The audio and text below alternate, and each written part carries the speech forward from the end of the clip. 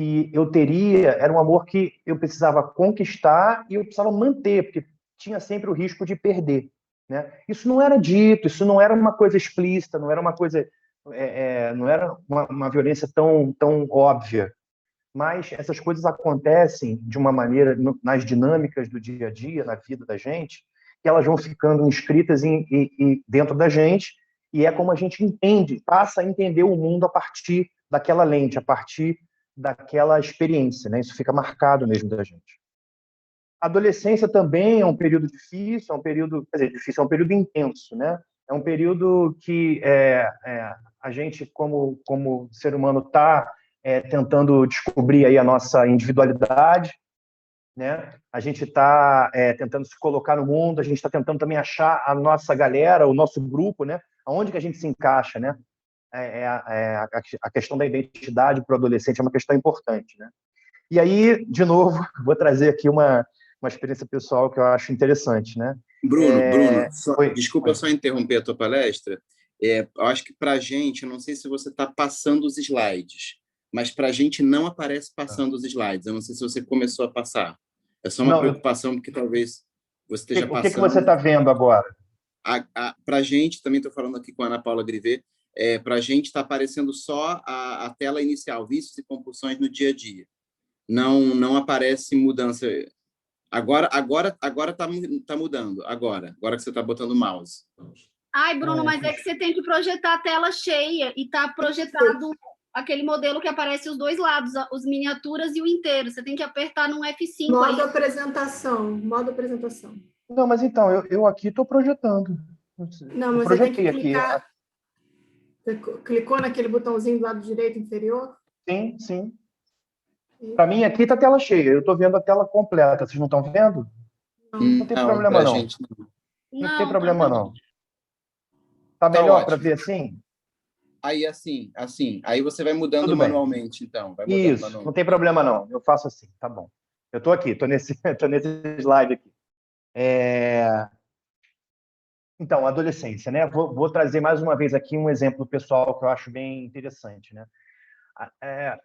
Nesse período, os meninos estão muito nessa, ainda mais numa sociedade mais machista e patriarcal como a gente vive, né? Os meninos estão muito tentando se colocar, né? Estão muito tentando se mostrar poderosos, fortes e potentes, né? Como sou homem, aquela coisa, né? E é muito impressionante, eu acho, como a violência é uma saída muito viável para a resolução de conflitos, né? Ela é muito escolhida muitas vezes, né? Então, assim, deu mole, acontecem brigas assim, e é muito fácil partir para uma coisa mais física, né? E eu lembro bem de estar numa situação dessa, numa situação de discussão, e a coisa começar a crescer e a virar uma coisa mais de briga. E eu lembro das pessoas, e eu estava naquela situação ali meio que protagonista ali, né? Porque era eu na briga com alguém. E eu lembro e eu não queria assim aquilo, né? Eu queria mais ou menos sair dali, né? Eu ficava muito naquela sensação de o que eu faço, o que é o melhor de fazer agora. Não sabia muito, né? Muito enraizado naquela questão. Dependendo do que eu faço, eu posso não ser acolhido, eu posso não ser. Então, eu às vezes não tinha uma reação. E eu lembro de ouvir as pessoas gritarem para mim: reage, reage. E eu não queria reagir. Eu queria sair dali. Então, e aí, assim, isso foi uma característica que eu adquiri em função de experiências anteriores que aconteceram na vida, né? É uma coisa importante falar isso, né? A gente vai processando esses estímulos, eles vão ficando inscritos na gente e isso vai definindo a forma como a gente atua no mundo, né? Essa é uma experiência que eu queria trazer, que eu acho que ilustra um pouco, né? Então, assim, eu falei isso tudo para dizer que a gente passa esses períodos criando esses mecanismos de defesa. Isso tudo é defesa, né? Essas características, né? A gente chama de caracterialidade, né? O que compõe o nosso caráter. E aí não é caráter de bom caráter ou mau caráter, é caráter do conjunto de comportamentos e de jeitos de ser e estar no mundo que compõem o jeito que a gente é, né? E eles são muito enraizados nesses mecanismos de defesa. E é importante dizer aqui o seguinte: esses mecanismos de defesa, eles funcionam de maneira automática. Muitas vezes a gente nem percebe, eles entram em ação, dependendo da situação que a gente está vivendo, né? E esses mecanismos, eles muitas vezes, eles reprimem, né? Muitas vezes a defesa que a gente escolhe é não exprimir o que a gente sente, né? É não colocar para fora, porque se colocar para fora, eventualmente não vai ser acolhido, não vai ser amado, vai dar algum problema. Então a gente trava, a gente reprime, né?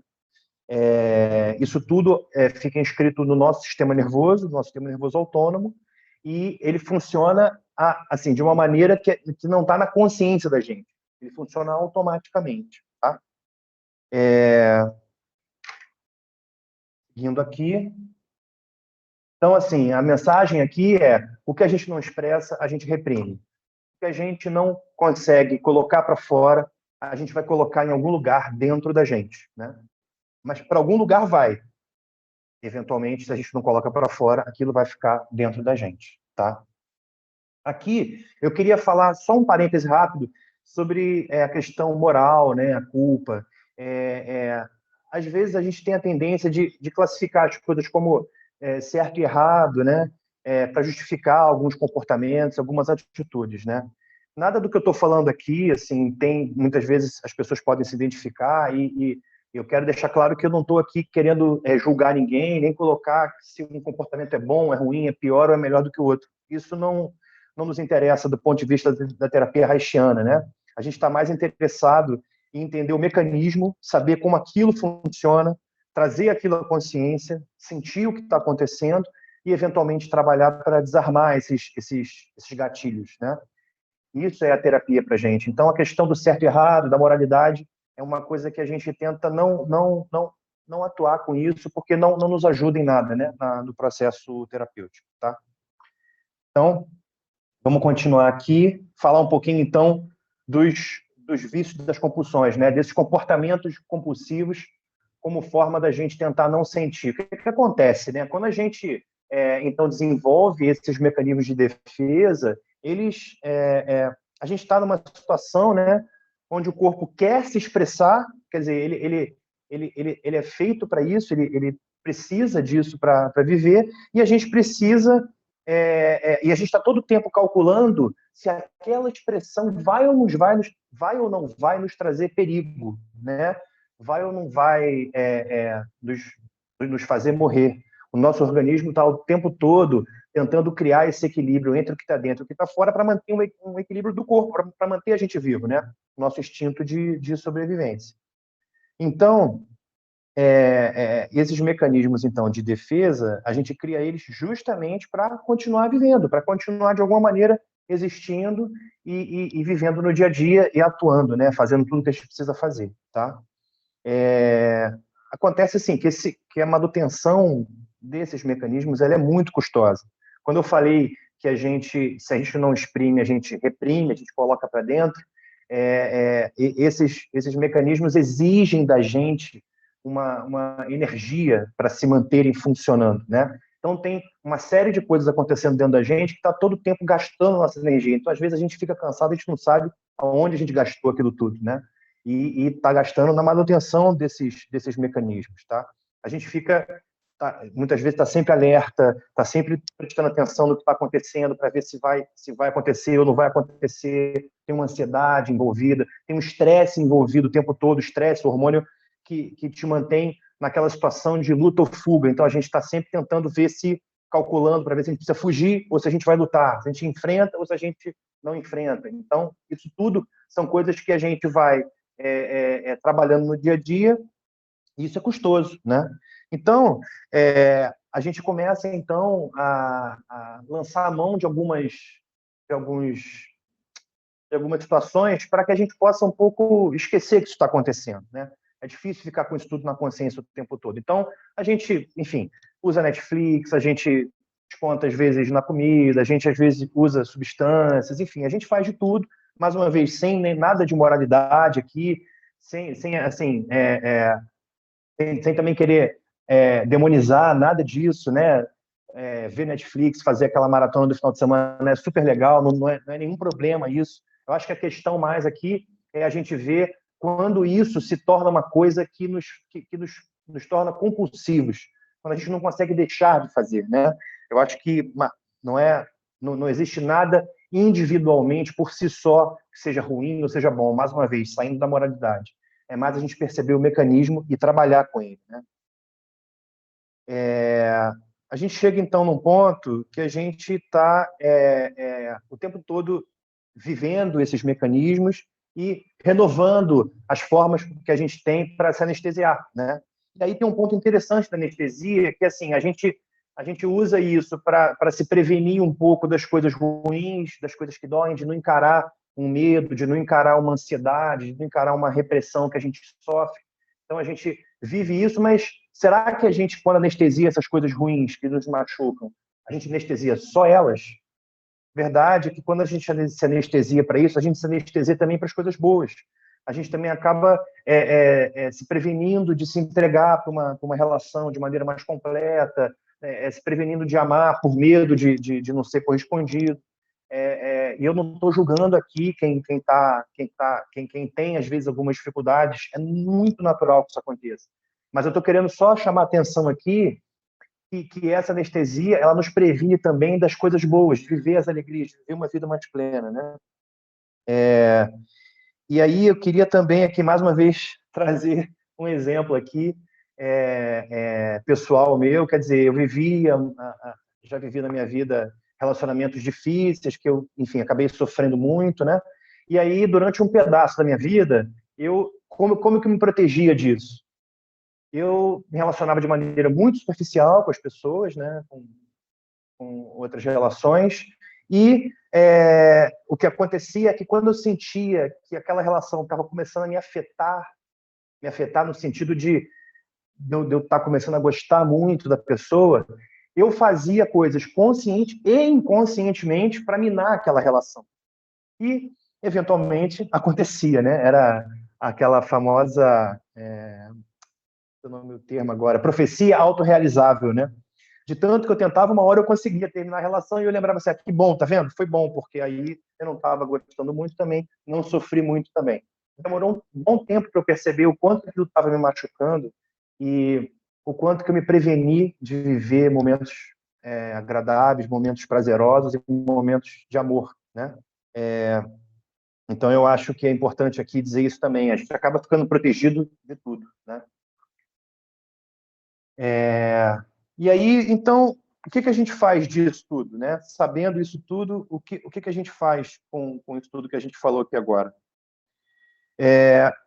Antes de falar disso, eu queria falar também uma coisa assim. Quando a gente vive nesse processo de anestesia para tudo, né? Para o mundo, para as coisas que nos machucam, a gente fica um pouco sem referência, né? A gente fica um pouco reagindo a tudo que nos acontece. De que forma, né? A gente meio que fica na resposta, a gente fica dependendo do que vai acontecer no externo para ver o que fazemos com isso. Então, a gente pode... deixa eu ver como é que vai ficar, por exemplo, deixa eu ver como é que o meu chefe vai falar para eu ver como é que eu vou me colocar. Deixa eu ver como é que a minha namorada vai dizer para eu ver se eu vou fazer ou não vou fazer alguma coisa. Então, a gente está sempre numa situação de reação. A gente está sempre reagindo a algo que vem de fora e nos norteando através desses parâmetros, né? E a gente fica um pouco... e aí, também falando um pouco de mim, não necessariamente essa situação se aplica a tudo, mas a gente acaba ficando um pouco sem saber, sem ter um farol, né? Sem ter uma certeza do caminho que a gente está trilhando, né? E aí, curioso, só para dar um exemplo aqui que eu acho legal também sobre isso, como eu coloquei já nos exemplos anteriores, né? Eu sempre tentei não ficar muito no protagonismo das coisas. Eu não queria aparecer muito, eu queria ficar mais de lado mesmo. E está tudo bem, não é uma questão também isso. Mas, curiosamente, muitas vezes eu me pegava numa situação meio de protagonismo, assim, e eu ficava imaginando assim, cara, como eu vim parar aqui, né? Como que isso aconteceu comigo? E muitas vezes você faz essa pergunta, né? Como é que eu caio nessa relação? Como é que eu me relaciono dessa forma ou de outra forma? A gente não sabe muito bem como é que as coisas acontecem, né? É isso que eu quis dizer quando eu falei que a gente fica um pouco sem referência, né? E aí chegou uma hora para mim que eu falei, cara, eu não quero mais isso para mim, né? Eu não quero mais saber como as coisas acontecem, não saber como as coisas acontecem comigo, né? Eu quero entender o que eu estou sentindo, eu quero entender o que está acontecendo, para eu poder saber o que fazer, né? E aí eu chamei aqui de caminho de volta, porque, como eu falei lá no início da palestra, né? A gente nasce com essa capacidade funcional, quer dizer, antes mesmo de nascer, essa capacidade já está funcionando, né? A gente vai se anestesiando um pouco ao longo da vida, e aí tem esse caminho de volta, né? Eu chamei assim porque, para mim, é isso, né? É um caminho de volta, né? Como que a gente faz isso? Qual é o primeiro passo que a gente dá para esse caminho? A gente tem que voltar a sentir, a gente tem que recuperar a capacidade de entrar em contato com os nossos sentimentos, né? Eu acho que esse para mim foi o primeiro passo, e eu posso dizer para vocês que isso, por si só, é o primeiro passo, e por si só já é algo que não é fácil de fazer. E aí eu acho legal falar disso, porque o processo terapêutico, para mim, está sendo muito dessa forma, né? Voltar a sentir. E aí a gente, às vezes, tem uma expectativa da terapia, que pode ser uma expectativa de, eu vou para a terapia e vou ficar feliz, né? Vai ficar tudo bem, eu vou resolver todos os meus problemas. Eventualmente pode acontecer, mas ficar triste, ficar com raiva na terapia não é nenhum problema. Na verdade, é um bom sinal, né? Para mim, foi um ótimo sinal, porque me permitiu voltar a sentir, voltar a entrar em contato com os meus sentimentos. E é bom que isso aconteça. Significa que a anestesia, de fato, está começando a se desfazer, né? E aí, assim, então, quando eu vou para a terapia e falo, estou triste, estou com raiva, cara, isso é uma ótima notícia, isso é bom, isso não é ruim, né? É bom a gente ter essa noção da terapia para a gente não criar uma fantasia de que se você sai da terapia triste ou com raiva, tem alguma coisa que está dando errado na terapia. Na verdade, não. Na verdade, é um caminho, esse caminho de volta, né?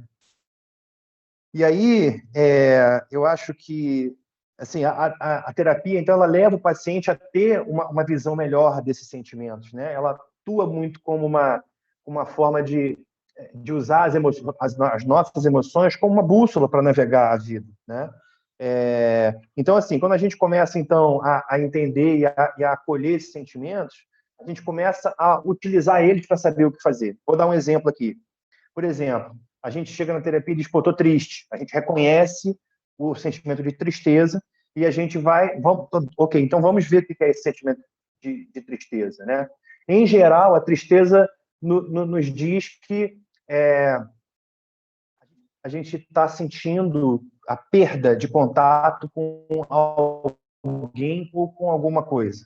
É um indicativo dessa perda de contato. Qual é o movimento que esse sentimento, que essa emoção nos traz? Olha, vamos tentar refazer essa conexão. Ou não, vamos entender que essa conexão não é mais possível de ser refeita e vamos achar um outro caminho. Mas olha como é interessante usar a nossa tristeza para descobrir o que fazer com aquilo, né? Isso foi uma coisa muito legal também. A raiva. Quando você está com raiva de alguma coisa, o que a raiva nos diz? A raiva nos diz que tem algo que está perto, está um pouco próximo demais e está nos fazendo mal. A gente quer afastar aquilo. Qual é o movimento? Buscar afastar aquilo e buscar fazer com que aquilo não nos aconteça mais. Então, olha só de novo a emoção nos dando um caminho do que fazer, né? E aí, por isso que eu chamei aqui da emoção como bússola, né? Quer dizer, a emoção, ela vai nos dar uma direção de por onde começar. E o mais interessante disso é que é uma direção que parte de dentro para fora. Você está saindo do que você está sentindo para atuar no mundo. Você não está com base no que alguém vai perceber ou vai pensar de você, ou se você tem que responder de uma maneira X ou Y. Você está sentindo aquela emoção e você está respondendo de acordo com aquilo. Então, isso é uma coisa muito interessante, né? O que eu quero trazer aqui nesse ponto da palestra é que existe uma satisfação muito grande, e aí, mais uma vez, eu estou falando muito de mim, mas eu acho interessante passar isso. Existe uma satisfação enorme de entender o que está sentindo e de poder atuar com base no que a gente está sentindo, mesmo que seja tristeza, mesmo que seja raiva. Há uma satisfação aí. E, na minha visão, é essa satisfação que eu estou chamando hoje, para mim, de felicidade. Não é que eu estou feliz o tempo todo, mas é muito satisfatório, é muito legal poder saber que eu posso contar com o que eu estou sentindo para resolver as coisas da minha vida, para resolver os meus problemas, resolver as minhas questões mais antigas até, né? Esse caminho de volta que eu estava mencionando aqui, ele não é fácil. Assim, vai ter dor, vai ter dificuldade, sim, é verdade, machuca. Mas o que eu posso dizer assim é que vale muito a pena, vale muito a pena. É importante a gente poder contar com isso, é importante a gente poder sentir, a gente poder nomear o que a gente está sentindo. A gente vive numa sociedade que tem dificuldade de nomear as emoções, os sentimentos. Às vezes a gente tem, mesmo adultos, tá? E crianças principalmente, mas mesmo adultos, a gente tem dificuldade de dar nome para o que a gente está sentindo. Às vezes a gente se pergunta, o que eu estou sentindo? E às vezes a gente não sabe, mesmo assim. E tudo bem também, é um caminho. Mas é muito satisfatório esse caminho. Eu acho muito legal. É muito importante assim estar conectado de volta, né? Se conectar consigo próprio e se conectar com o mundo, né? E é legal que quando você se conecta com você, você se abre para o outro também, porque você começa a perceber que o outro também passa pela mesma situação que você. Favorece a empatia, né? Isso eu senti também dentro do meu próprio processo, tá? A mensagem aqui é que estar feliz, né? Buscar a felicidade para mim é buscar voltar a sentir, né? Isso para mim é viver. Indo aqui para o fim, né? Eu queria fazer falar um poema aqui, declamar um poema aqui e fazer uma indicação de um filme também que eu acho super interessante. O poema é um poema do Guimarães Rosa, né? Que eu vou falar rapidamente aqui, tá? Correr da vida embrulha tudo. A vida é assim, esquenta e esfria, aperta e daí afrouxa, cega e depois desinquieta. O que ela quer da gente é coragem, né? Não é fácil, mas é muito legal, é muito interessante, tá? E o filme que eu queria indicar é um filme muito bacana, uma trilha sonora maravilhosa, um filme leve, um filme que aborda essa questão da anestesia e desse caminho de volta, né, que eu mencionei aqui, que é o Garden State. Quem já viu, recomendo ver de novo. Quem não viu, veja. É muito legal, é muito leve, trata de uma maneira muito alegre, muito bacana esse tema. Eu recomendo demais. E obrigado, pessoal. Quero agradecer aí a oportunidade de ter podido falar para vocês e me coloco aqui agora aberto para a gente conversar, trocar ideia, bater papo, tirar dúvidas. Fiquem à vontade, tá? Obrigado a todos. Obrigado, Bruno. Gostei muito da tua apresentação. Assim, achei bem franca, bem direta, bem honesta, tá? Eu acho que você traz um impacto assim relevante na prática da vivência da coisa, né? Não é uma palestra que ela tem uma carga teórica muito grande, ela tem uma carga vivencial grande, né? Acho que isso é bem importante para as pessoas que estão escutando, né? Obrigado por ter trazido esse tema para a gente. Assim, como eu estava falando, né? Estar num lugar de protagonismo, de holofote, para mim é difícil, né? E aqui estou, né? E eu só consegui fazer isso porque justamente eu parti de um lugar meu, de trazer as minhas experiências. Então, a partir dessa vulnerabilidade, foi aí que eu consegui entender, né? Que é aquela máxima, né? De que a vulnerabilidade é uma coisa que te dá força, né? E é verdade, assim. Eu sempre entendi isso muito no racional e agora eu entendo mesmo, mais profundamente. É verdade, eu pude estar aqui porque eu estava falando da minha experiência pessoal, dividindo com todos. Então, bem legal. Obrigado. Verdade, Bruno. Você conseguiu terminar a palestra de uma forma romântica, né? Eu achei isso bem interessante. Parabéns, gostei da palestra. Acho que você foi curto e grosso, estilo gaúcho mesmo, que eu sou, né? E passou a mensagem, acho que foi legal. E gostaria de abrir um pouco aí para o debate, para as pessoas fazerem perguntas, porque foi muito rico. Então, não sei, né? Eu não consegui assistir, eu assisti a da Ana Paula, depois não consegui assistir a outra. E estou voltando a assistir a tua. Então, são palestras que, para mim, foram muito ricas, e como vocês são os novos da escola, né? Modo de dizer, está vindo uma força excepcional que eu estou gostando de ver. Entendeu? Então, eu queria ver como abrir para perguntas mesmo, para ver o que a galera pegou, o que a galera... Fiquem à vontade aí, pessoal. Não fiquem tímidos. O tímido aqui sou eu. Então, todo mundo te dando parabéns aí, não sei se tu está vendo. Estou vendo. Maria, obrigado, gente. Dani, Maria, Ana Paula, Aí tem uma pessoa que agora conseguiu só entrar agora, que é a Ivonete. A gente não vai logo em seguida, depois da palestra, divulgar o vídeo, né? Mas no final, depois da palestra de amanhã, a gente vai colocar tudo no YouTube e depois vai mandar na mala direta para vocês poderem assistir quem perdeu parte ou quem perdeu. Também para indicar, né? Então,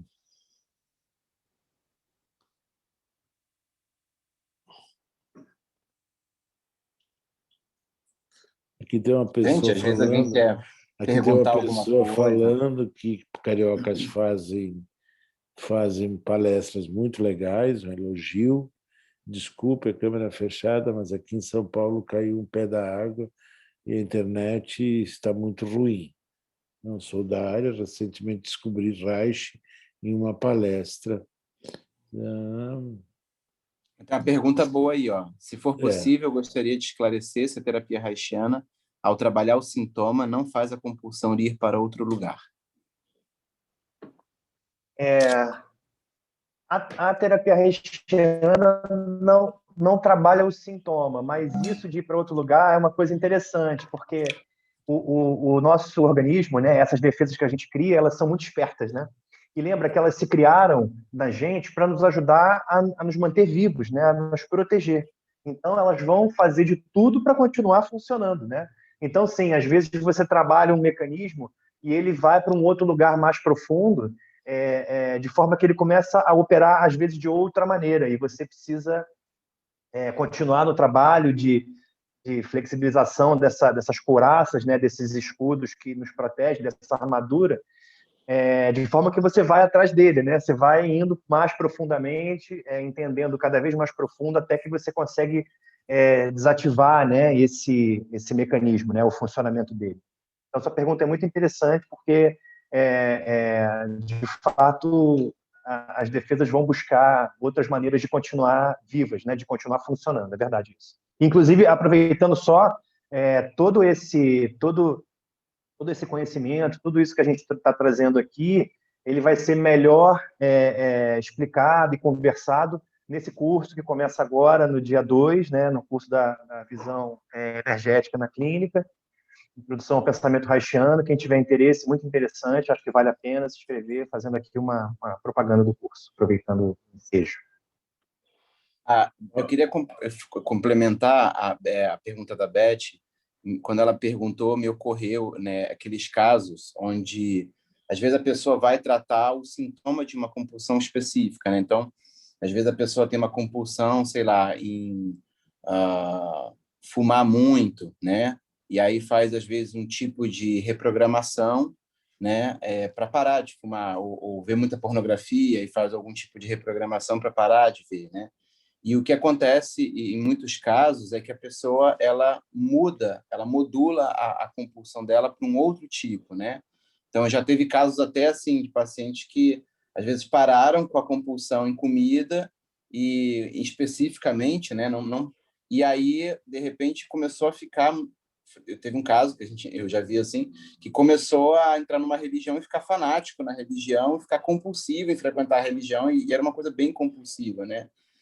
Então, assim, na verdade, o Bruno falou de uma coisa que é muito importante para a gente, que é não atuar sobre a expressão do sintoma, mas usar o sintoma para entender o mecanismo que provoca, né? Então, a terapia é feita toda trabalhando o mecanismo. Então, na terapia haitiana não tem muito esse risco de você focar numa compulsão que vira outra, porque a gente não... É só uma porta de entrada, né? Desculpa, Bruno, só para dar um adendo, que eu achei a pergunta da Beth. Então, tá ótimo, é assim, isso mesmo. assim, na terapia, quando a gente começa a trabalhar com os ACTs, e eu acho que todo mundo que está aí, que está fazendo a terapia, deve já ter percebido isso. Quando você entra num lugar e ele é ruim, né? Assim, é ruim nesse sentido. Você pega algo que você percebe que não está bem e tal, e eu diria assim, vamos seguir a terapia dos ACTs, né? Então aí tu pegou aquilo ali, aí tá, aquilo ali começou a ficar bom, a gente passa para o ACT seguinte, fica ruim de novo, e passa para outro ACT, fica ruim de novo. Isso, na realidade, é uma forma de ir buscando o fundo da questão. O Federico falava assim, que tu pega pela cabeça e escorrega pelo rabo. Então, meio que tu tem que pegar pela cabeça e pelo rabo e segurar o negócio. E os actings fazem esse trabalho, ajudam a fazer esse trabalho que você também teorizou aí na tua palestra. Então, quando tu começa a entrar num act, ele é uma sequência. É só ir passando o trabalho dos acts que ele vai te levando pouco a pouco. Não tem muita saída. Assim, eu não vejo. Depois que entrou, a vontade que dá de parar no meio, eu sei, muitas pessoas falam assim, cara, agora eu tenho que parar. Isso aqui está pesado demais e tal, mas tem muito jeito, é isso. Ir até o final. Claro que no meio tu já começa a sentir, né, coisas boas, acts que te ajudam, né? Tu começa a perceber que aquele exercício, vamos dizer assim, quando eu falo de act, ele estava ruim, ficou bom, mas aí já vem um outro que está ruim, entendeu? Mas você passa a entender que, pô, se aquele ficou bom, esse também vai ficar e eu também vou resolver aquela outra questão. Eu acho que esse é um pouco o caminho de você ir funcionando dentro da terapia. Tá? Então, é isso, galera. Tá? Mais alguma pergunta? O Fernando colocou um ponto legal também. Isso, vai lá. Não necessariamente precisa terminar o processo terapêutico para você já sentir várias melhoras na vida, né? Então, é a história da ilha, né? Tu já contou a história da ilha, né, Vicente? A história da ilha é um lugar para se chegar onde que na prática a ida para esse lugar vai criar um instrumental que no fundo é o instrumental em si que te faz crescer, né? Que torna a ilha o mais agradável possível quando tu chegar lá. Mas ao mesmo tempo tu vai percebendo as pequenas vitórias no caminho. Então não tenham desesperos assim. Quem não começou a terapia de Vegeto, não tenha desespero, tá? Não se assuste.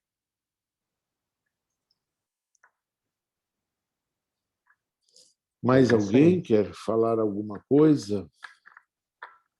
Aproveite que o Bruno hoje está empolgado, viu? Pode ser tratado o medo? A Ivonete está perguntando. Ivonete, boa sua pergunta também, né? Dentro da teoria do Reich, né? O medo tem um papel central, né? Como um combustível desses mecanismos de defesa, né? A coisa toda começa no medo, né? O medo de morrer, o medo de se decompor, né? Estou falando de uma coisa que não é racional, né? Eu estou falando desse medo de uma forma muito profunda, muito inconsciente, né? Então, o medo ele é um principal combustível e é a raiz dessas questões todas. E sim, a gente trata o medo, verdade. É isso mesmo, pode sim. Se quiser complementar, fica à vontade também. Tratar o medo é toda a estrada, né? Ontem a gente estava dando na aula, né?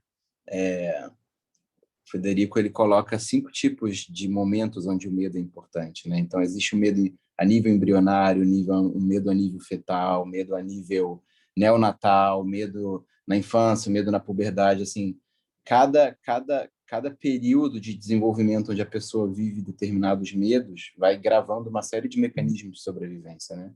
Então, falar de medo é um amplo espectro dentro do pensamento reichiano, né? Assim, na clínica mesmo é que a gente vai entender do que a pessoa está falando, mas existem muitos medos que a pessoa não consegue nem representar nada na cabeça, vem em forma de um pavor, às vezes, que ela não sabe de onde vem, né? E normalmente a gente está falando de medos que vêm antes da capacidade de falar, né? Do desmame para anterior, né? Então, é um grande tema para a gente também, como o Bruno falou. Exatamente, é isso aí. Obrigado pela pergunta, Ivonete. Muito boa. Obrigado.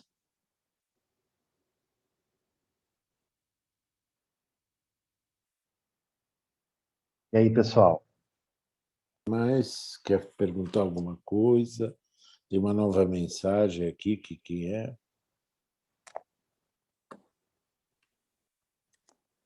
Medo profundo sem saber de onde vem. É isso mesmo. É, isso a Ivonete complementou. Calma. Sim, sim.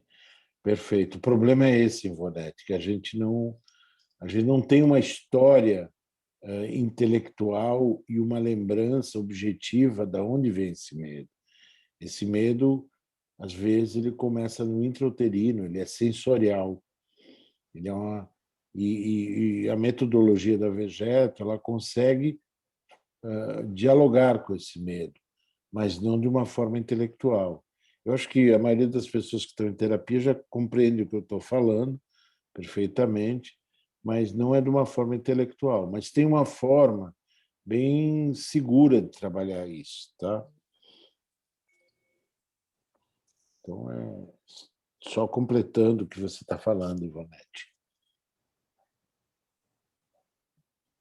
Eu acho que o importante, uma palestra próxima, seria importante falar uma proposta que eu faço para Vicente, para vocês que estão aí bem enfronhados nessa coisa, é falar simplesmente sobre a formação do diagnóstico e o prognóstico, que isso é uma coisa que a gente tem como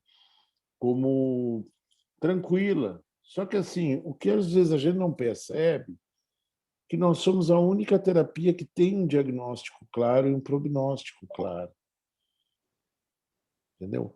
Não que as outras não tenham, mas essa clareza com que a gente compreende o paciente através de um diagnóstico energético, somatopsicodinâmico, é uma coisa só nossa. Eu acho que a gente tem que trabalhar em cima disso para esclarecer as pessoas, para tentar passar o que é esse diferencial.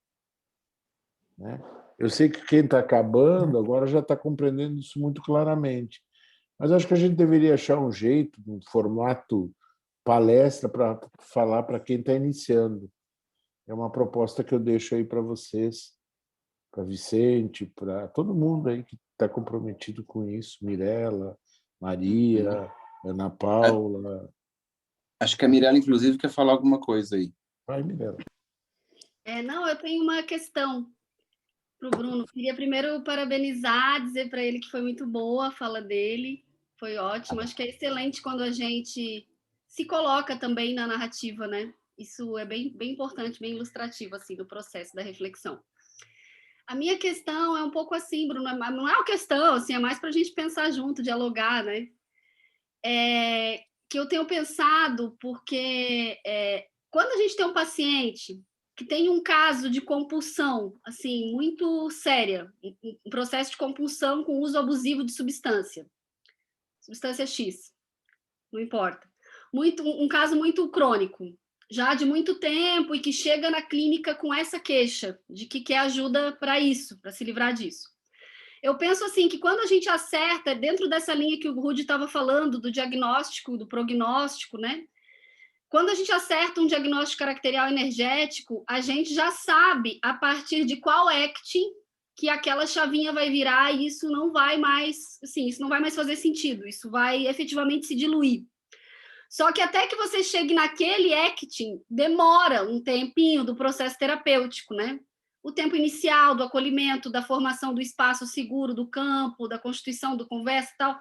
Aí o tempo de começar e a coisinha andando. E às vezes o paciente vem já com aquela angústia de que quer que as coisas se resolvam rápido, que também eu acho que é um traço... Uma assim, compulsão também, né? Um traço de personalidade bem de quem é compulsivo, né? Que quer que a coisa se resolva tipo amanhã, né? E aí queria ver contigo alguma reflexão sobre assim, o que tu orientas nesses casos, como é que a gente procede assim do ponto de vista do tratamento clínico, para também não ficar frustrando o paciente que quer aquela resposta rápida, né? Nesse sentido.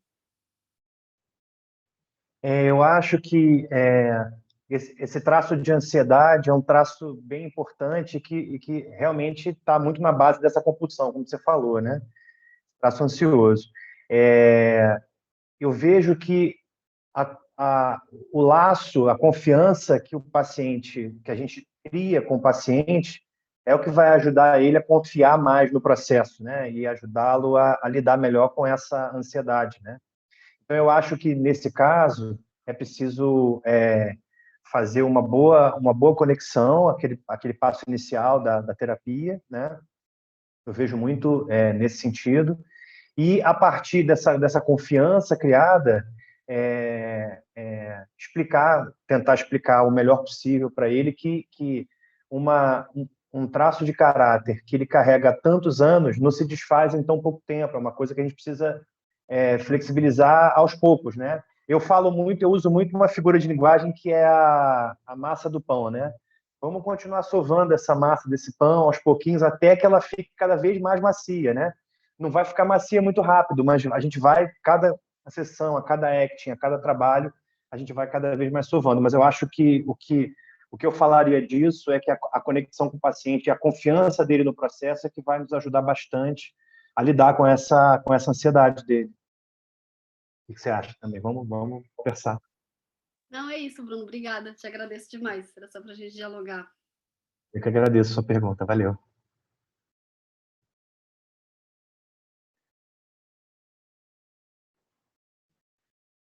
Legal.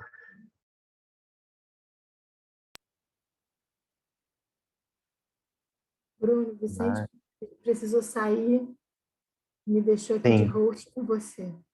tá bom. Tranquilo. E aí, pessoal, alguém quer mais bater um papo, falar mais alguma coisa?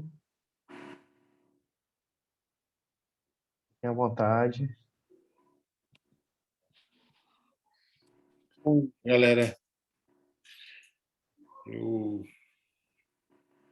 se não houver mais perguntas, acho que já foi de bom tamanho,